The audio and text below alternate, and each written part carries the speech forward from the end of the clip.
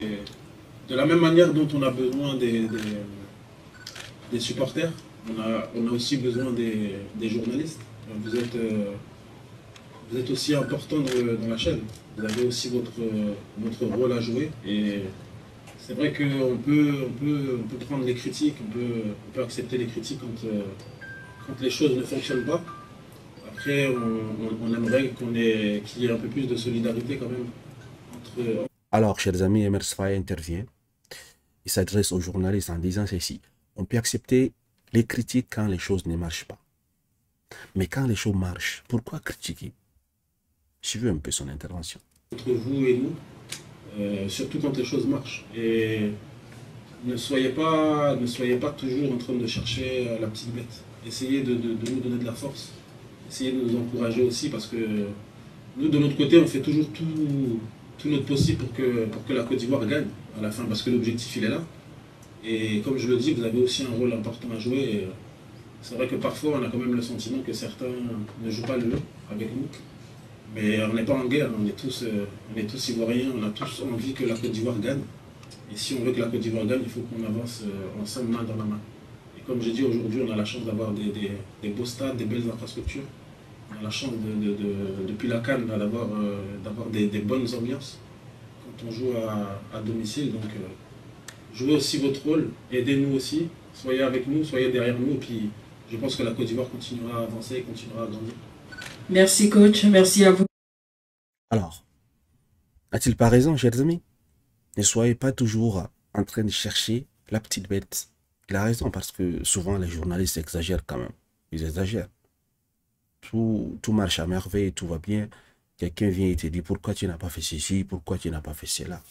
Alors ils donnent toutes leurs possibles pour que la Côte d'Ivoire gagne. Il a raison en fait. Donc quand ça marche, il faut éviter certaines critiques. Et quand ça ne marche pas, là, c'est ici le problème. Là, ils peuvent critiquer en fait. Moi, je pense qu'il a totalement raison. Il s'est également prononcé sur le cas de... Bonsoir coach, Arnold Dakouri de Jamie FM.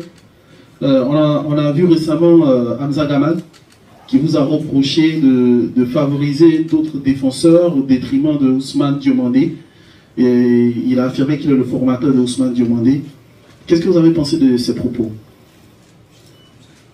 Donc, comme vous êtes sélectionneur, il faut accepter les critiques. Ça fait partie du job.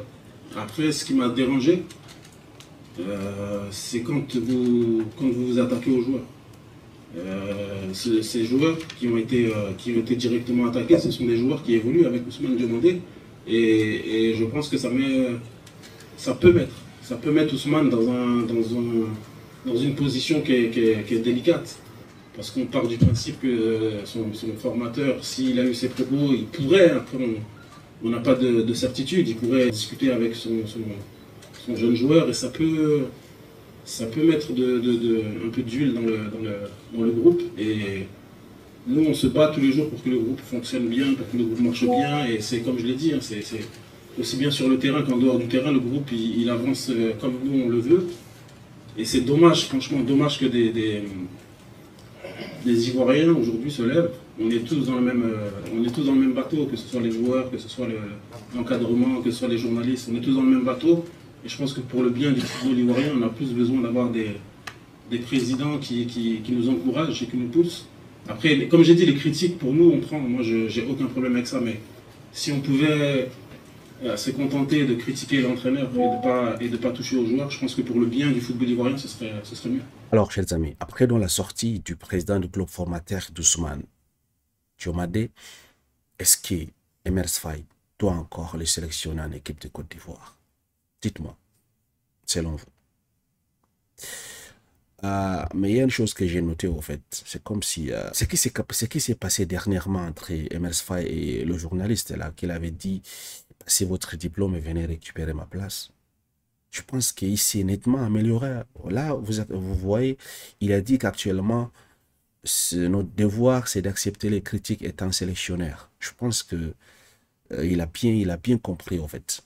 Et son équipe de communication l'a bien formé. Et ça, c'est une très bonne chose. Il n'y a plus, n'est-ce pas, même s'il n'est pas content de la question, même si il accepte quand même les critiques publiquement. Ça, c'est une bonne chose, en fait. Donc maintenant, la question qui restait posée, le sélectionneur des éléphants, Faye Emers doit-il sélectionner encore Ousmane Diomandé après cette sortie du président de son club formateur? Parce que là, on l'accuse de vouloir favoriser l'un sur l'autre, alors que les deux sont des amis en fait. C'est tellement vrai ce qu'il dit. Kamal a mis Ousmane dans une mauvaise position. Je vous écoute. Qu'en pensez-vous? Devrait-il encore sélectionner Ousmane?